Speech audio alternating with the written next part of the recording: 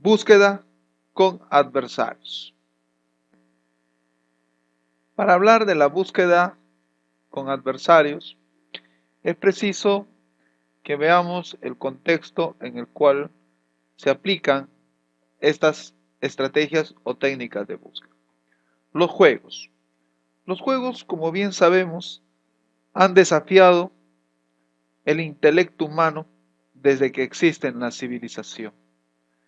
En los entornos multiagente, cooperativos o competitivos, cualquier agente tiene que considerar las acciones de los otros. La imprevisibilidad de estos otros agentes pueden introducir muchas contingencias en el proceso de resolución de problemas. Los entornos competitivos, en los cuales los objetivos de los agentes están en conflicto, dan ocasión a problemas de búsqueda entre adversarios, a menudo conocidos como juegos. Desde los 50, la comunidad de inteligencia artificial se interesó por los juegos. Esto incluye a Turing, a Shannon, a Susse y otros. Los juegos son un dominio apropiado para explorar la inteligencia computacional. Una tarea bien estructurada que permite medir claramente el éxito o fracaso. No requiere gran cantidad de conocimiento.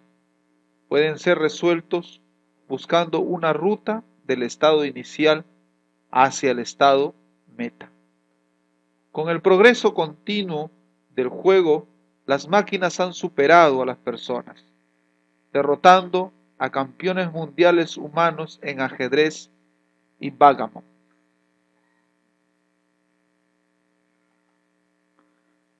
La teoría matemática de juegos, una rama de la economía, ve a cualquier entorno multiagente como un juego. Los juegos, digamos entre comillas, que se tratan en la inteligencia artificial, son una clase más especializada. Usualmente tienen las siguientes características: ambientes o dominios totalmente observables. Y en este caso preciso, vamos a considerar, sin ánimo de hacer complejo el estudio, solo dos jugadores. Son deterministas, hay información perfecta y los movimientos son alternados, por turnos. Los juegos son interesantes porque son demasiado difíciles de resolver en muchos casos. El ajedrez, por ejemplo, tiene un factor de ramificación promedio de 35 y los juegos van a menudo a 50 movimientos por cada jugador. Un grafo de búsqueda nos va a dar aproximadamente 10 a la 40 nodos distintos. El árbol de búsqueda 35 a la 100 o 10 a la 54 nodos. Como ustedes pueden ver, hay una explosión enorme de la cantidad de grafos de búsquedas con diferentes nodos que se pueden dar.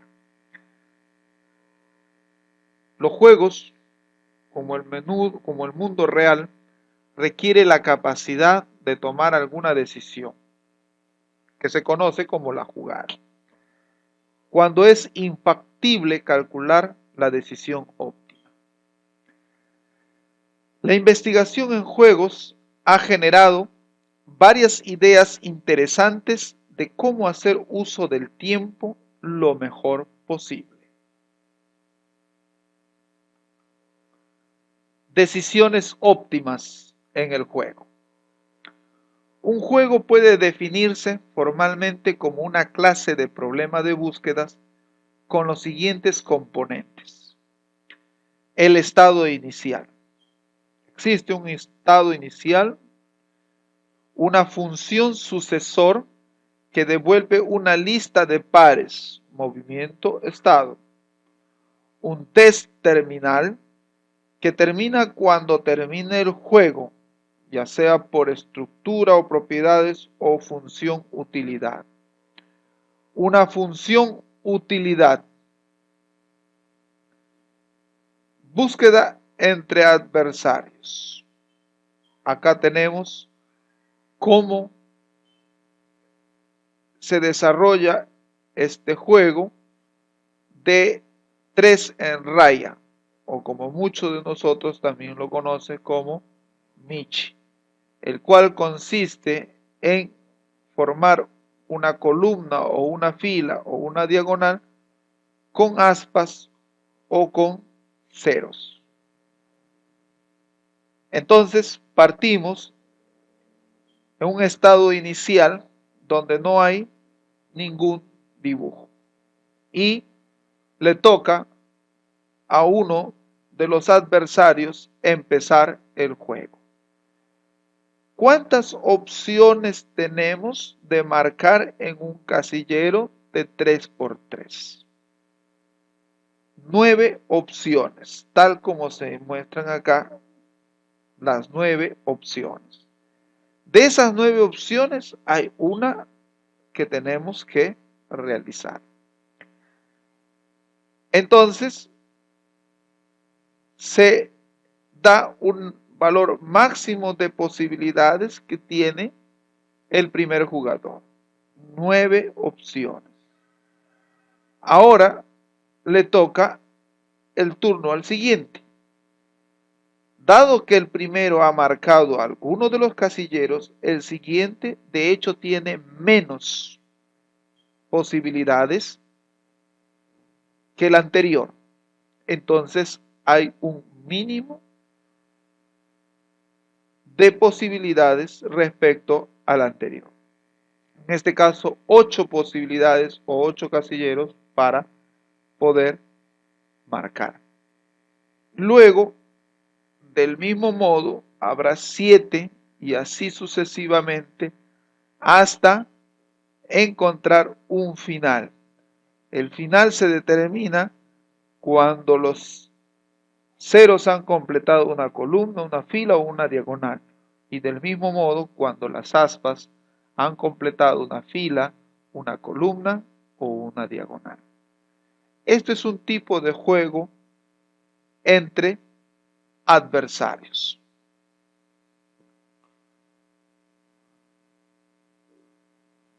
En la búsqueda entre adversarios, la aproximación trivial es generar todo el árbol de jugadas, tal como lo hemos visto en la anterior figura. Se etiquetan las jugadas terminales, dependiendo de si gana max o min, o un valor de utilidad, por ejemplo, +1 o -1. El objetivo es encontrar un conjunto de movimientos accesibles que dé como ganador a max. Se propagan los valores de las jugadas terminales de las hojas hasta la raíz. Incluso un juego simple como tic-tac-toe es demasiado complejo para dibujar el árbol de juego entero.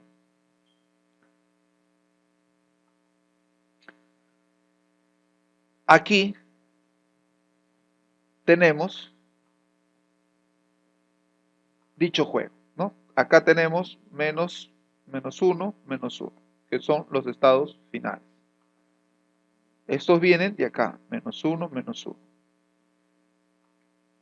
Completamos del mismo modo, completamos y llegamos acá. Tenemos la rama que hace que un juego se gane.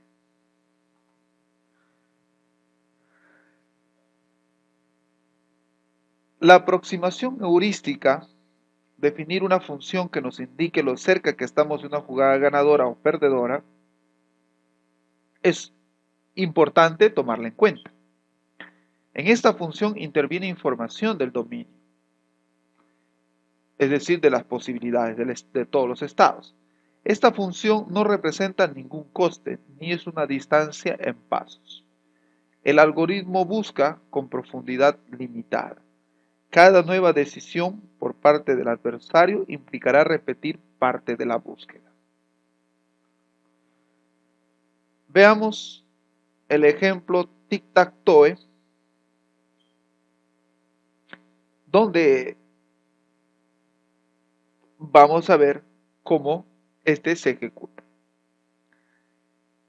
Tenemos una función utilidad que es igual al número de filas, columnas y diagonales completas disponibles para Max, menos el número de filas, columnas y diagonales completas disponibles para mí.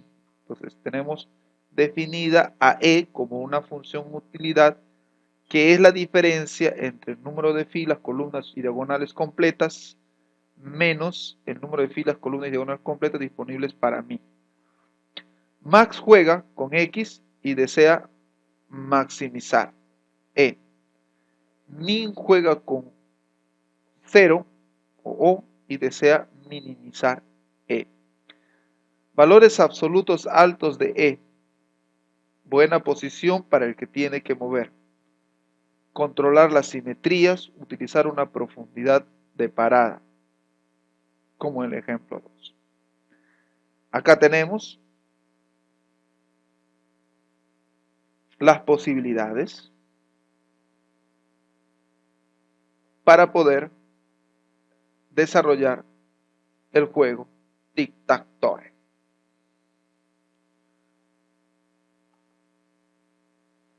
Suponiendo que Min coloca su ficha en la posición superior de la columna central, dado que Max ha colocado en el centro, tenemos entonces que Max podría colocarlo acá abajo, podría colocarlo en la diagonal derecha inferior, a su izquierda o a la diagonal izquierda superior,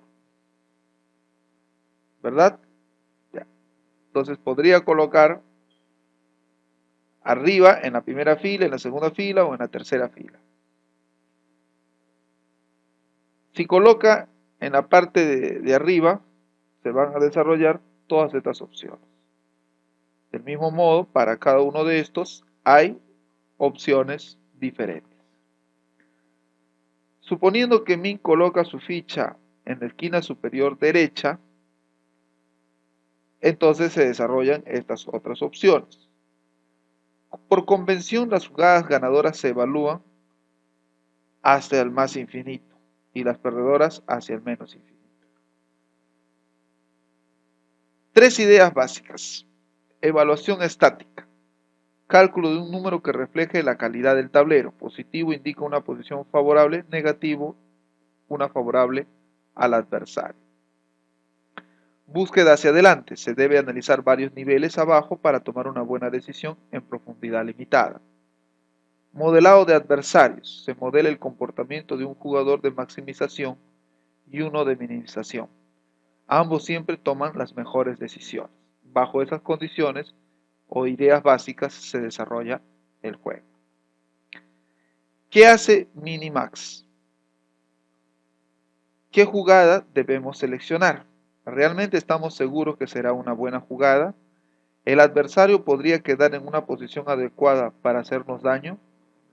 Tenemos que realizarnos esta pregunta. Analizando el procedimiento.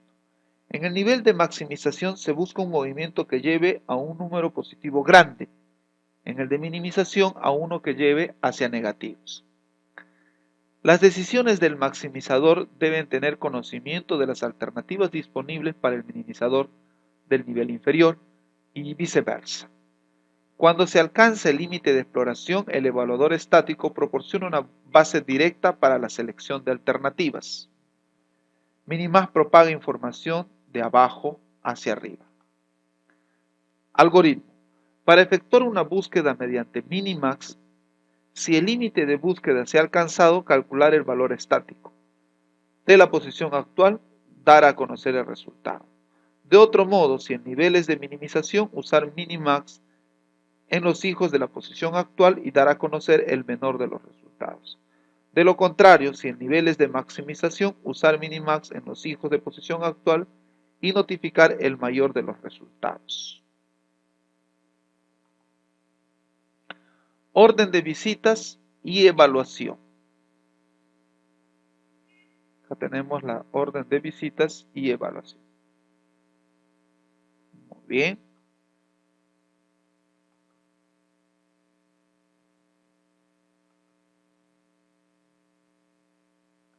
Valor minimax n, utilidad para max de estar en el estado n, asumiendo que ambos jugadores jueguen óptimamente. Esa es una de las suposiciones que siempre hacemos. Que ambos jugadores jueguen óptimamente. Utilidad n, si n es un estado terminal. Max, S pertenece al sucesor n. Valor menos minimax, si en n es un estado max. Y de min, si el valor menos minimax, si n es un valor de estado min. El algoritmo minimax entonces calcula la decisión minimax del estado actual. Usa un cálculo simple recurrente de los valores minimax de cada estado sucesor. La recursión avanza hacia las hojas del árbol. Los valores minimax retroceden por el árbol cuando la recursión se va deshaciendo. Algoritmo minimax. El algoritmo primero va hacia abajo a los 3 nodos izquierdos y utiliza la función utilidad para descubrir que sus valores son 3, 12 y 8. Entonces el algoritmo toma el mínimo de estos valores, que es el valor 3, y lo devuelve como el valor del nodo B. Y así. Realiza una exploración primero en profundidad completa del árbol de juegos. Si la profundidad máxima del árbol es m y hay b movimientos legales en cada punto, entonces la complejidad en tiempo es b a la m. En el espacio es de b por m. Si se generan todos los sucesores a la vez. Si se generan los sucesores de uno por uno, el orden es de m. Juegos reales. Los costos de tiempo son inaceptables, pero este algoritmo sirve como base para el primer análisis matemático y para algoritmos más prácticos. Veamos poda alfa-beta. El algoritmo poda alfa-beta es una técnica mejorada del algoritmo minimax, que consiste en dividirlo en la mitad. La jugada es que es posible calcular la decisión mínima correcta sin mirar todos los nodos en el árbol de juego. La poda alfa-beta puede aplicarse a árboles de cualquier profundidad y también subárboles enteros. La búsqueda mínima es primero en profundidad, así que solamente tenemos que considerar los nodos a lo largo de un camino en el árbol. La estrategia de poda del algoritmo minimax es llamada poda alfa-beta, puesto que dado que existen dos jugadores maximizador y minimizador, existen dos valores umbral alfa y beta para acotar la búsqueda de cada uno respectivamente. Utilidad en el aumento de la velocidad de la búsqueda sin producir pérdida de la información. El valor alfa representa la cota inferior del valor que puede asignarse en último término a un nodo maximizante. El valor beta representa la cota superior del valor que puede asignarse en último término a un nodo minimizante. Ejemplo. Como la primera hoja debajo de B tiene valor 3 y siendo B un nodo min, tiene como valor máximo a 3. Entonces se le asigna a B 3. En la segunda hoja, B tiene valor de 12, por lo tanto min evitará este movimiento, debido a que el número es mayor que 3. El siguiente nodo tiene el valor de 8, quedando el valor de B en 3 y hasta el momento sería 3 para el nodo raíz. Entonces sería 3,3. La primera hoja de C es de valor 2 Como C es un nodo min con el máximo valor de 2 y B vale 3, el nodo raíz max nunca elegiría C y no es necesario revisar sus nodos sucesores. Y entonces ahí ocurre la poda. La primera hoja de D es 14 y como es más alto que el 3, existe la necesidad de seguir los demás nodos de hojas. El siguiente valor de D es 5, seguimos explorando, el tercer valor es 2, así que D vale 2. La decisión de max en la raíz es moverse a B, quedando como valor final 3. Decisiones en tiempo real, imperfectas. Algoritmo Minimax genera el espacio entero. El algoritmo alfa-beta permite podar partes grandes de él, además tiene que buscar en todos los caminos hasta los estados terminales. Estos aún no son óptimos en cuanto al tiempo. Shannon en 1950 propuso que los programas deberían cortar la búsqueda antes y aplicar una función de evaluación heurística a los estados, convirtiendo los nodos no terminales en hojas terminales, el test límite. Funciones de evaluación. Devuelve una estimación de la utilidad esperada en una posición dada, por ejemplo en el juego de ajedrez. ¿Cómo diseñamos funciones de evaluación buenas? Ordenar los datos terminales en función de utilidad verdadera. El cálculo no debe utilizar demasiado tiempo. Para estados terminales, la función de evaluación debería estar correlacionada con las posibilidades actuales de ganar. En caso del juego de ajedrez, por ejemplo, si cortamos la búsqueda en algún estado no termina, el algoritmo sería incierto sobre los resultados finales. Las funciones de evaluación trabajan calculando varias características. El juego de ajedrez, número de peones capturados, etc.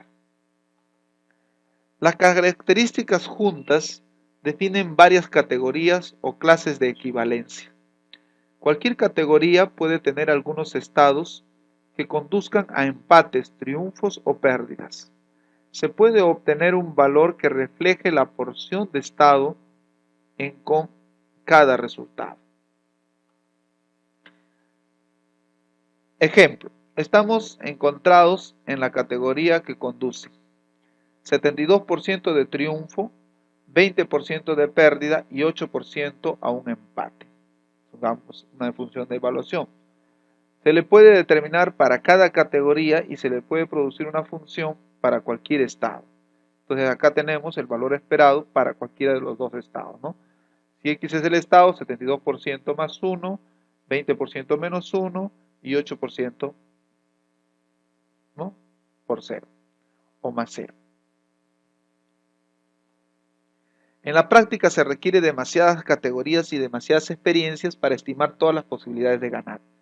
Matemáticamente existe una función llamada función ponderada lineal, que es el producto de los pesos por la función y la suma.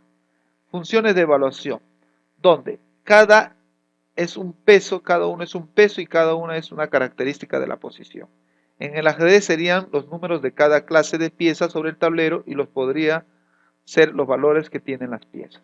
Por ejemplo, ¿no? El axioma debería ser muy fuerte de tal forma que contribuya a que cada característica sea independiente de los valores de las otras características. Corte de la búsqueda 1/4. Se debe modificar la búsqueda alfa-beta de modo que llame a la función heurística eval cuando se corte la búsqueda. Se sustituye la función de teste terminal con la siguiente. Si teste corte, estado profundidad, entonces devolver la función evaluación de estado. La profundidad se incrementa sobre cada llamada recursiva. Para controlar la cantidad de búsqueda es poner un límite de profundidad fijo, de modo que la función devuelve verdadero para la profundidad mayor de que la fija. Una aproximación robusta es aplicar la profundidad iterativa.